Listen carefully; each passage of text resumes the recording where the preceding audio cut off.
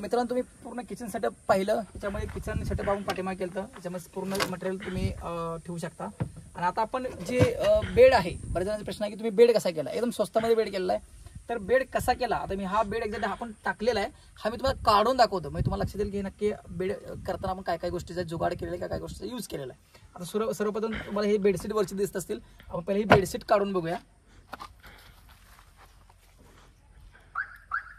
Bedsheet आपल्याला काढायची आहे. म्हणजे तुम्ही सुरुवातीला काय करायचं की आता तुम्हाला एक मिनिट,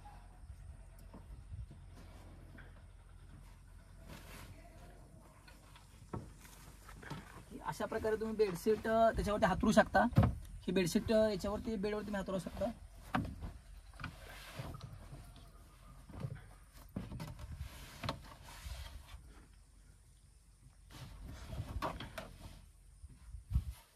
तुम्ही हे आपण केलेलं आहे नेट केलेलं आहे एक्झॅक्टली विंडोसाठी. मी देशी जुगाड केला एक्झॅक्टली. तुम्ही रात्री झोपल्यानंतर तुम्हाला जर ऑक्सिजन मिळणं गरजेचं आहे, त्यासाठी आपण काय केलंय की थोडंसं हा काच थोडं खाली करायचे आणि त्या विंडोला, डोअरला, खिडकीला हे नेट लावायचं. म्हणजे ऑक्सिजन मिळतो, हवाई पास होते आणि व्हेंटिलेशन प्रॉपर राहतं. त्यासाठी हे नेट केलेलं आहे तुम्ही. आपण हे नेट इथं बनवलेलं आहे, तयार करून घेतलंय. त्याच्यानंतर हे जे तुम्ही बघितलं प्लायवूड आहे, हे प्लायवूडचे सीट्स आहेत. ते आपण काय केलं की साधारण 4x5 आपण हे प्लायवूड शीट्स आहेत ते बनवून घेतलेले आहेत.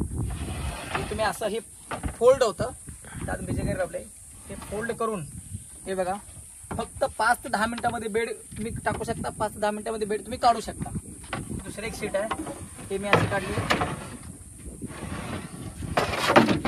अशा प्रकारे तुम्ही ते सीट्स काढल्या. इकडे या मित्रांनो. याच्यामध्ये आपण काय केलं की खाली बेडला म्हणजे जे तुम्ही सीट्स बघितल्या प्लायवूडच्या, त्याला सपोर्टसाठी आपण काय केलंय की देशी जुगाड केलेला आहे. हे तुम्ही इथं असं लावू शकता.